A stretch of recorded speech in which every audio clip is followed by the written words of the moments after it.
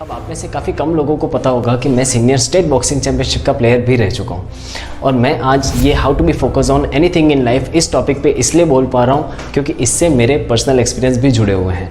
क्योंकि to be honest जब मैंने गेम स्टार्ट किया था तब मैं 1 किलोमीटर रनिंग भी प्रॉपर तरीके से नहीं कर पाता था और बॉक्सिंग की ट्रेनिंग तो आप समझ ही सकते हैं। तो मेरे लिए इसे कंटिन्यू रख पाना काफ़ी मुश्किल हो रहा था और जब हम नए नए होते हैं तो हमें काफ़ी इच्छा रहती है बाकी प्लेयर्स को देख के कि हम भी बहुत आगे तक खेलने जाएँ और मेडल्स लाएँ। बट मेरी ऐसी परफॉर्मेंस देख के जो हमारे सीनियर बॉक्सर्स थे उन्होंने मुझसे कहा था कि मेडल तो बहुत दूर की बात है, तुझे टूर्नामेंट खेलने मिल जाए वही बहुत बड़ी बात है।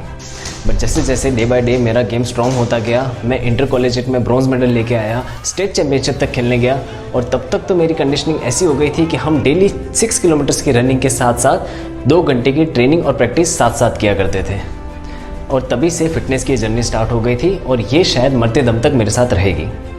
तो इस जर्नी में मैंने फोकस से रिलेटेड 5 चीज़ें ऐसी सीखी हैं जो मेरे और आपके लाइफ की हर स्टेज पे शायद काम ही आएंगे, वेदर इट्स अ स्टडीज़ और a new project, a job और अ न्यू बिजनेस। आपको ये 5 चीज़ें किसी भी काम के लिए फोकस रहने में हमेशा मदद करेंगी। अगर आप मेरी जर्नी को जानने में इंटरेस्टेड नहीं है तो आप डायरेक्ट इस पॉइंट पे स्किप कर सकते हैं जहां मैंने उन 5 चीज़ों की बात की है। बट अगर आपको जानना है कि वो क्या चीज़ें जिनकी वजह से हमें फोकस्ड रहने में, डिटरमाइंड रहने में या फिर किसी भी चीज़ के लिए लॉयल रहने में प्रॉब्लम होती है तो इस पार्ट को ज़रूर देखें। उन डिस्ट्रैक्शन से निपटने के सॉल्यूशंस के साथ साथ एक बोनस टिप के बारे में बात करेंगे इस वीडियो में।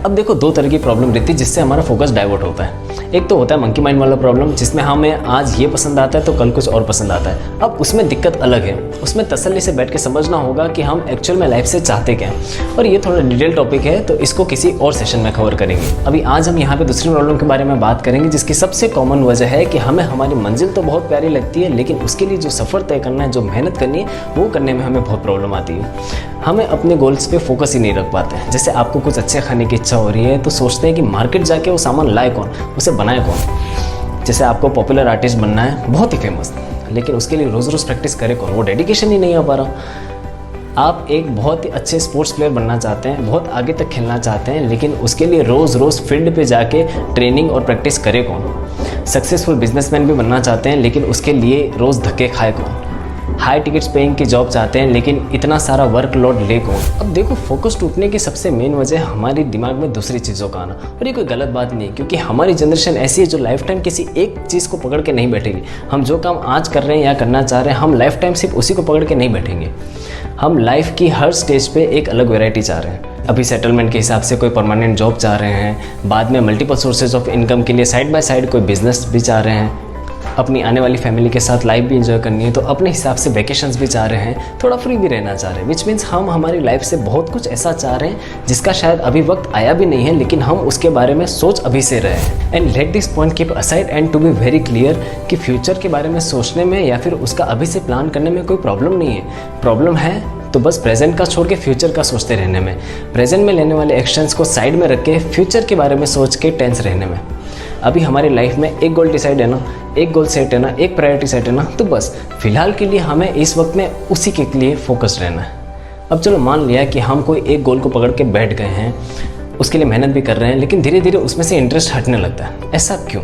अब इस प्रॉब्लम की बहुत ही कॉमन वजह है साइकोलॉजिकली हमारा दिमाग हैबिचुअल हो चुका है इमीडिएट या फिर इंस्टेंट ग्रेटिफिकेशन के लिए। जैसे फॉर एग्जांपल अगर आप क्रिकेट या टेनिस खेलने जा रहे हैं और आपका स्कोर डेली 0 रह रहा है, आप डेली हार के आ रहे हो तो कुछ दिनों बाद आपका दोबारा जाने का मन ही नहीं करेगा क्योंकि वहाँ आपको जाने में कोई मज़ा ही नहीं आ रहा, कोई इंटरेस्ट ही नहीं आ रहा, कोई एक्साइटमेंट ही नहीं हो रही, आप सिर्फ हारते जा रहे हैं। बट अगर हम इसके दूसरी साइड को देखें, जैसे जैसे हमारी परफॉर्मेंस को देख के तारीफ मिलने लगती है या जैसे जैसे रिजल्ट अच्छा मिलने लगता है, जैसे जैसे हमारा गेम स्ट्रॉन्ग होता जाएगा वैसे वैसे हमारा कॉन्फिडेंस और बढ़ता जाएगा। हम उस चीज़ को करने के लिए और ज़्यादा एक्साइटेड होते जाएंगे, उस चीज़ को करने में हमें और ज़्यादा मज़ा आएगा और ज़्यादा इंटरेस्ट आएगा। तो बस हमारी पूरी स्ट्रेटेजी और पूरी प्लानिंग इसी के आसपास घूमेगी कि हम कैसे अब चीज़ों को इंटरेस्टिंग बनाएं जिससे हमारी जर्नी और ज़्यादा मज़ेदार हो जाए। तो अब जानेंगे वो 5 चीज़ें जिनको यूज़ करके आप किसी भी चीज़ के लिए डेडिकेटेड, फोकस्ड और लॉयल रह पाओगे। साथ ही जानेंगे वो एक बोनस पॉइंट जिसको अगर यूज़ में नहीं लिया तो इन 5 पॉइंट्स का तो छोड़ो, जितने भी लोगों ने आज तक जितने भी जुगाड़ बताएं सब धरे की धरे रह जाएंगे। So the first and the most important thing is sleep, sleep and sleep. Take a deep sleep and a good quality of sleep because our brain is the most smartest organ of our body which controls almost everything. And the fact is, it needs rest because it works a lot. So what do you think? हमें किस चीज़ पे focus करना ज़्यादा ज़रूरी है? हमें किसे rest देना ज़्यादा ज़रूरी है? ऑब्वियसली हमारे ब्रेन को हमें आराम देने की ज़रूरत है, क्योंकि हमारा दिमाग जितना ज़्यादा शांत रहेगा उतना ही ज़्यादा सटीक रहेगा. सो टाइम पे सोया करो, नींद पूरी होगी तो फ्रेश फील करोगे और काम भी बहुत अच्छे से कर पाओगे. The second thing, plan your time when your focus stays at the best. जैसे morning 5 to 8 and evening 5 to 8 is the most productive time for me. तो मैं अपने दिन के सबसे ज़्यादा ज़रूरी काम इन्हीं 6 घंटों में करता हूँ, क्योंकि इस टाइम पे मेरा फोकस सबसे ज़्यादा एक्टिव रहता है. तो आप भी ऐसा टाइम प्लान करिए जिसमें आप अपना 100% दे पाएँ. हो सकता है कि आप दोपहर में या फिर लेट नाइट में ज़्यादा एक्टिव फील करते हो, तो अपना टाइम इसके अकॉर्डिंग प्लान कीजिए. थर्ड, छोटे गोल सेट करिए जिसको कि आप with in a short period of time complete कर पाओ. लेट सपोज टारगेट रखो कि नेक्स्ट वीक तक इतना अचीव करना है, इतना कंप्लीट करना है या फिर इतना सुधारना है. You can relate. छोटे गोल्स रहेंगे, कंप्लीट होते जाएंगे, खुशी मिलती जाएगी, तो एक कंटिन्यूटी रहेगी. फोर्थ, जो कि पर्सनली मेरी फेवरेट है, अपने डेली लाइफ में एक एक्टिविटी ऐसी ज़रूर इंक्लूड करिए जिससे कि आपका मूड फ्रेश हो जाए. एक्सरसाइज करो, डांस करो, गाने गाओ, बाहर घूमने जाओ, दोस्तों से जी भर के बात करो. Anything which gives you happiness, क्योंकि जब आदमी का मूड फ्रेश रहता है ना, तो हर काम करने में उसका मूड लग जाता है. Fifth one and the most important one, dedicate a time for the distractions and take it as a reward to yourself. एक छोटी सी डायरी रखो अपने पास. पूरे दिन में जो भी डिस्ट्रैक्शंस आते हैं, माइंड में जो भी दूसरे थॉट्स आते हैं, उन्हें उसमें लिख लो. फिर दिन में एक फ्री टाइम रखो जिसमें ये सब तसल्ली से बैठ के देख लेना, सोच लेना, कर लेना. सीरियल्स हो, मूवीज़ हो, सोशल मीडिया हो, जो भी आपके लिए डिस्ट्रैक्शंस हो, उन्हें उस टाइम के लिए डेडिकेट कर दो. And please be strict to that rule कि इसे उसी टाइम में देखेंगे. यकीन मानो आपके डिस्ट्रैक्शंस भी आपको डेडिकेशन दिला सकते हैं अगर इन्हें एज अ टूल यूज़ किया तो. अपना काम सलीके से करो और जब हो जाए तो इनाम के रूप में खुद को ये एंटरटेनमेंट गिफ्ट करो.